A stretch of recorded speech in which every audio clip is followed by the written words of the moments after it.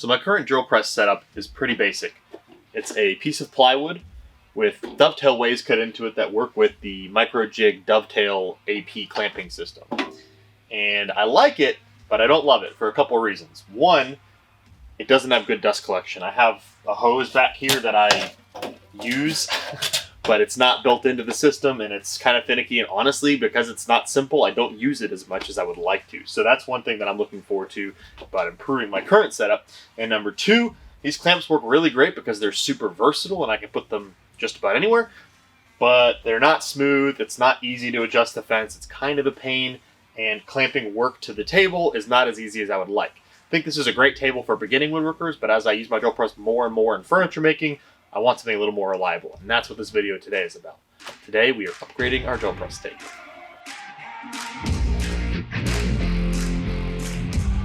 We reached out to our friends at Woodpeckers and asked them which drill press table they recommended for our situation. And sure enough, they have a solution that seems to fit perfectly for what we're looking for, which is their DP Pro Master System, which they came out with a few months ago. This is their new drill press table that has dust collection right in the fence, which is going to be super handy, and a bunch of other really cool features I'm going to talk about today. I went with the 48-inch system, which is their big one, because why not? But they have a medium-sized one and a small-sized one too, depending on what your shop space is and how big your drill press is. So I'm going to go ahead and unbox this, and we'll get into some of the details as we assemble.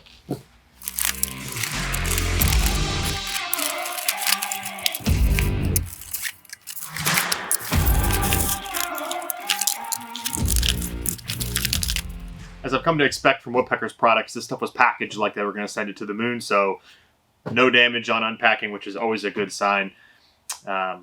So yeah, we're going to dig into the instructions and start on the assembly.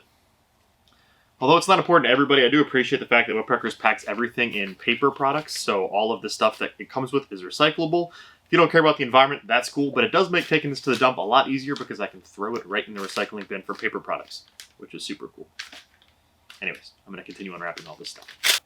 Right away, I noticed something I really appreciate about this before I even put any pieces together, and that is that the scale is both in metric and in standard imperial units. So you can use this both in a metric shop and an imperial shop, or in my case, when I like to use both, depending on what project I'm working on, this is going to be super handy. And it's laser engraved in there like all the Woodpeckers aluminum products, which is super, super cool. Very clear to see that white laser engraving in the red, which I like.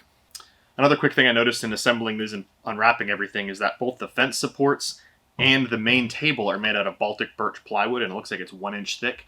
So Baltic birch, for those of you who don't know, is a plywood that's made up of all hardwood veneers, and it's also, there's significantly more veneer alternating layers than traditional plywood. So on a 1 inch piece like this, there's probably 20-something layers of plywood.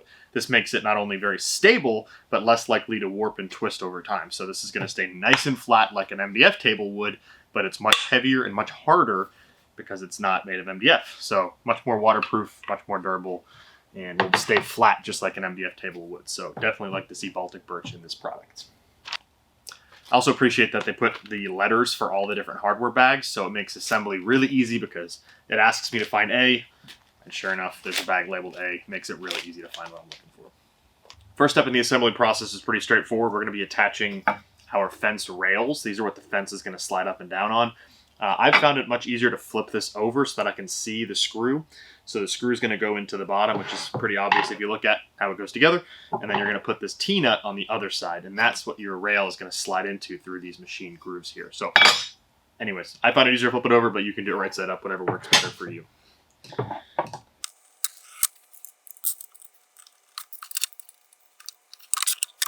All right, so I'm going to test fit the one side before I move on to the other to make sure everything works. I left these T-nuts nice and loose. I'm going to slide the profiled rail on, and then I'm going to flip it back over and kind of snug those up one at a time as I go across. So hopefully this works, and sure enough, it works like you'd expect. So nice and easy, slides right into place, and now I'm going to tighten these up and move on to the other one. Make sure you don't put your rail on backwards like I almost did.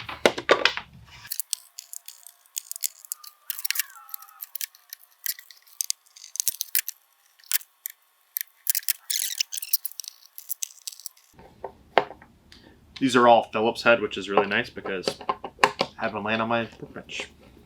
And we're off to page 4. All right, next we're going to flip this over and install the shaft brackets, which are what the extension wings slide out on. And we're going to grab these and bag number B. We're going to take these white shaft grommets and we're going to put them into the ends of these brackets. Just kind of snaps in there nice and easy. And that's what the shaft is going to ride on. Once we've inserted the plastic grommets in the end of each of our brackets, we're going to lay them on the table where they belong in the four corners and use these panhead screws of the Phillips head screwdriver to install.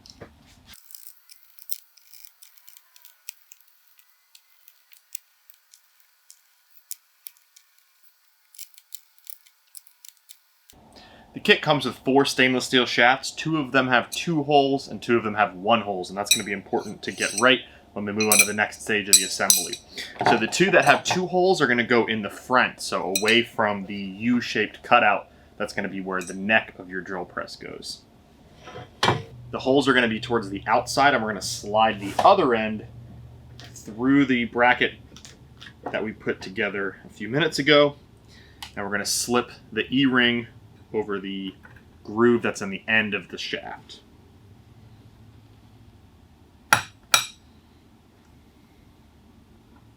I was able to do it pretty easily by hand, but if you struggle with that, you can use a pair of pliers to get that on there. And again, on the other side, the shaft that has 2 holes, we're going to come in from the outside, through our grommets, and put our retaining ring on. As you might have already figured out, the 2 with the single hole you're going to put through on the far side or the back side in the same fashion. Holes to the outside, leaving the groove on the inside where we're going to put our retaining ring. So I think earlier I called these fence guards or fence boards, but these are actually the extension wings that are going to be attached to the shafts here on our base. So I misspoke earlier. But the next step, we're going to take these and put our threaded hole side up, and we're going to be threading in our threaded rods into these brackets.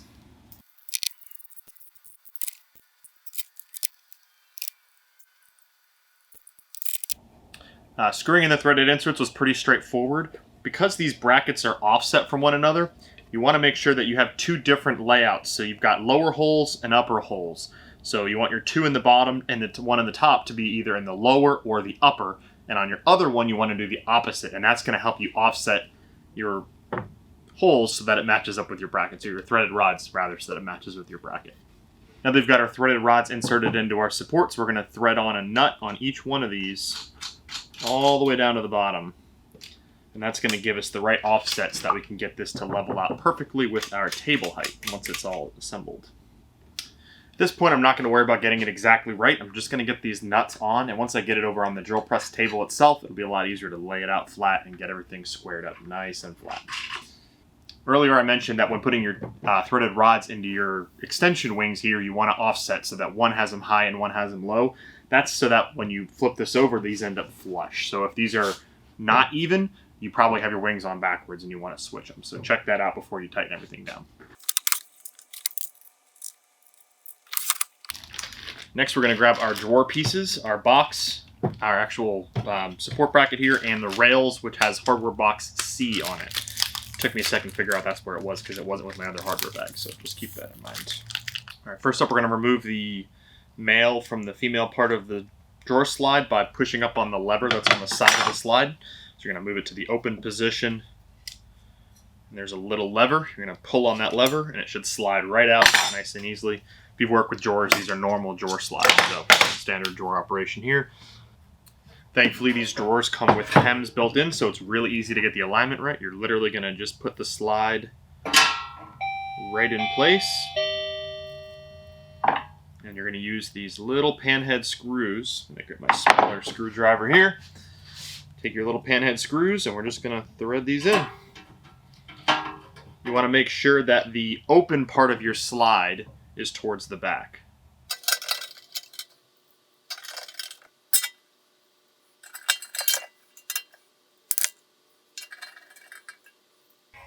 All right, now we've got that done, we're going to move over to installing our other half of our slides to the actual drawer carcass here. And in the same fashion, we're going to make sure that the front of the drawer is facing us. And we're going to line these up and screw them in. Pretty straightforward.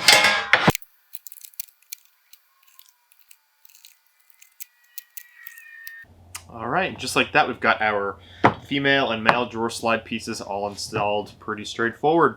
Now we're going to mount the actual box that the drawer runs in to the bottom of our drill press table.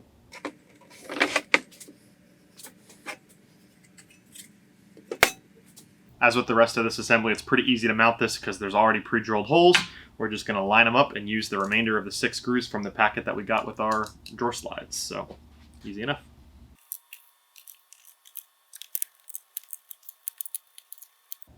And just like that, the box is assembled, and we can go ahead and flip this back over to work on the top.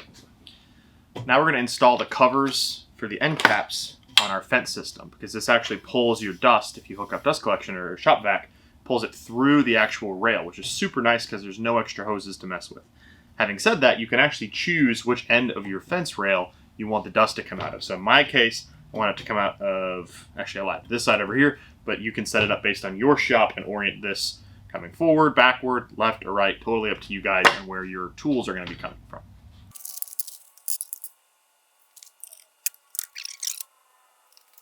Kind of random, but the screws to attach both the dust extraction plate and the cover for the other side use a T25 Torx bit. Maybe I missed it. I don't see one in the kit, so hopefully you guys have one, but if not, pick one up before you place your order because you're going to need it.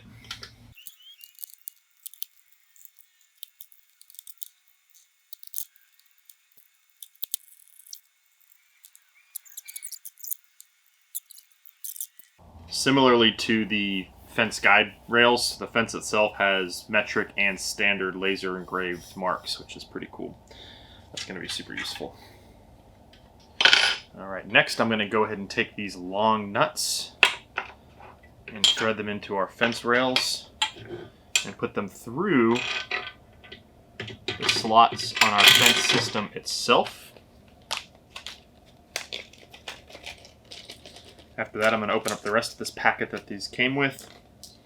There's 4 plastic bushings and 2 aluminum shaft collars. I don't know what these are called, whatever. We're going to slide the plastic bushings on, 1 on each screw, then the aluminum, and then the other plastic bushing. And this is just going to make sure that our thumb screws to move the fence and loosen the fence sits above the height of the fence, which is super nice because you don't have to reach over behind it. It's just right there, which is pretty handy. I'm going to skip over adding the stop system to both the track and the rail because right now I don't really need that. I'm going to move on to getting this onto my drill press and getting my old one off.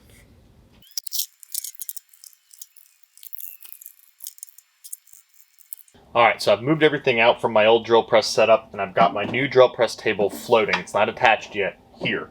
I'm going to chuck up a 1/4 inch drill bit into my chuck and bring this down, and that's going to help me put this back. That's going to help me position the center because there's a pre-drilled hole that will be basically 0 point for all of these gauges that are part of this drill press table. So I'm going to set it up here with a 1/4 inch drill bit and then drop it down and use that to center the table with the drill press. Alright, now that I've got its position centered, I'm going to try to visually square this thing up. That's not very critical when it comes to a drill press, but aesthetically I want it to look nice and square over here. And I like it just like that, so that's going to work for me here. I'm going to start off in the back, and I want to go as far to the outermost bounds of my table as I can. The further away from the center I am, the more it's going to do a good job of holding this in place. Start by hand tightening all 4, and then I'll go back around, tighten them up.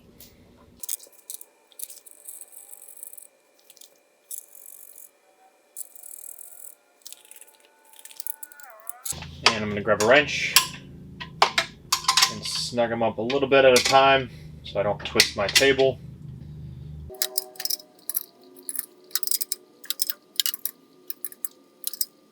And just like that, she's locked in place. Alright, and last but not least, we're going to get our throat plate installed. This is a replaceable throat plate. You can either buy these from Woodpeckers or you can make your own if you're like me and you want to save a buck. These come with 4 self-leveling screws, which is pretty cool. And by self-leveling, I mean regular leveling. You got to do the work. They don't do it for you. So we're going to screw these in. I'm going to start with them bottomed out. Put the plate in, see how it sits, and then I'll back them out to raise it up.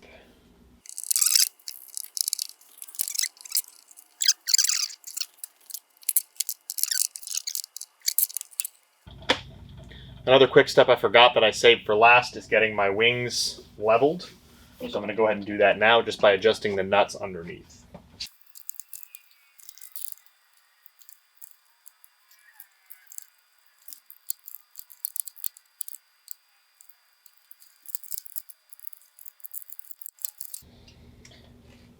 And last but not least, I'm going to put on the fence squares. I'm particularly excited about these because they have a micro adjust feature that I think is going to be super handy. So basically, once you tighten them in place, you can slide them over just a little bit. They flip up out of your way, go back down really easily. But you can use this to quickly micro adjust and get the hole exactly where you want it to be, which is super cool. They also work again with the squares or the scale that's laser engraved on your fence, which is super, super handy. So you can line it up perfectly and then wean it into place, which is pretty cool.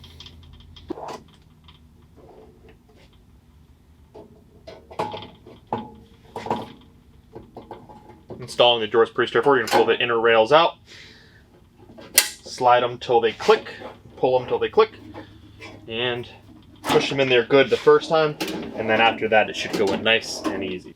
This system actually comes with 2 of these hold down clamps too, which work again through the track system that's here. So this is super cool because these are very adjustable depending on what thickness material you're using. You can set them up to be taller or shorter. I haven't actually used this style yet, but I'm pretty excited about it because it seemed like a pretty robust solution. So yeah, these are going to get stored right here. So these wings slide out like that to give you extra support on longer boards, which is pretty cool. So yeah, installation took about 2 hours to do, and that was because I was kind of fumbling my way through it as I'm recording. I think if you were to do this, quickly and focused, you could probably do it in about an hour. Construction seems really, really well made. All the hardware was there, really easy to follow the instructions. As I've come to expect with Woodpeckers, it does what it's supposed to do, I think. So I'll have to give you guys feedback after I've used it for a little while, but so far, so good. I'm excited to see how good the dust collection is because that's really one of my big priorities is to improve dust collection in our shop across the board. So yeah, I'm pretty excited. I think it's going to be very versatile, and honestly, I think it's going to make a big difference in our shop. So I'm excited about it. Big shout out to Woodpeckers. Thank you for providing this to us. As usual, we like to disclose when we get stuff for free. They didn't pay us for this content, but they did provide us with the fence and the system for free in exchange for us to give you guys a demonstration on how we use it in our shops. And we'll give you guys updates as we go. If you're not already following, again, please give us a follow and hit that notification bell if you're on YouTube so you can get updated when we post content like this in the future. Hope you guys enjoyed. If you have any questions, leave them down below in the comments. And if not, this has been Evan signing off for Cypress Design Works.